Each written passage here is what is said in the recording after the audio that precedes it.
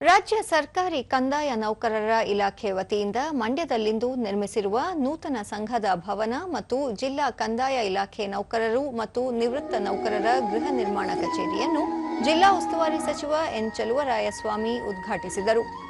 ಈ ವೇಳೆ ವಿಶ್ವ ಒಕ್ಕಲಿಗ ಸಂಸ್ಥಾನ ಮಠದ ಪೀಠಾಧ್ಯಕ್ಷ ನಿಶ್ಚಲಾನಂದ ಸ್ವಾಮೀಜಿ, ಅಪರ ಜಿಲ್ಲಾಧಿಕಾರಿ ಬಿಸಿ ಶಿವಮೂರ್ತಿ, ಉಪವಿಭಾಗಾಧಿಕಾರಿ ಶ್ರೀನಿವಾಸ್, ರಾಜ್ಯ ಸಹಕಾರಿ ಕಂದಾಯ ಇಲಾಖೆ ನೌಕರರ ಸಂಘದ ಜಿಲ್ಲಾಧ್ಯಕ್ಷ ಡಿ ತಮ್ಮಣ್ಣಗೌಡ ಸೇರಿದಂತೆ ಹಲವರು ಉಪಸ್ಥಿತರಿದ್ದರು.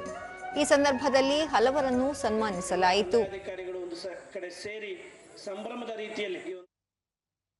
ಬಳಿಕ ಚಲುವರಾಯಸ್ವಾಮಿ ಕಂದಾಯ ನೌಕರರ ಸಮಸ್ಯೆ ಬಗೆಹರಿಸಲು ಕಟ್ಟಡ ಅನುಕೂಲವಾಗಲಿದ್ದು ನೌಕರರು ಇದನ್ನು ಸದುಪಯೋಗಪಡಿಸಿಕೊಳ್ಳಬೇಕು ಎಂದು ಹೇಳಿದರು.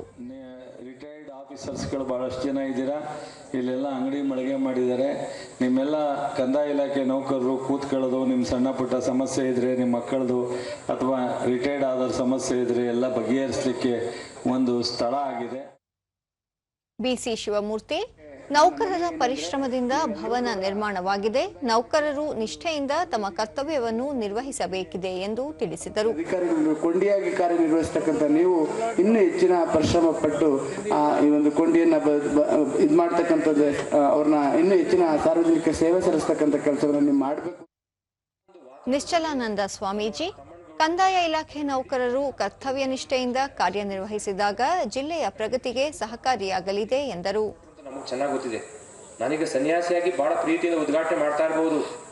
ಆ ಸಂತೋಷದ ಹಿಂದೆ ಎಷ್ಟು ಸಂಕಷ್ಟಗಳನ್ನ ಅವರು ಎದುರಿಸಿದ್ದಾರೆ ಅಂತ ಸಾರ್ವಜನಿಕರು ತಿಳ್ಕೋಬೇಕು. ನಮ್ಮ ಇಲಾಖೆಯವರೆಲ್ಲ ಸಾರ್ವಜನಿಕರು ತಿಳ್ಕೋಬೇಕು.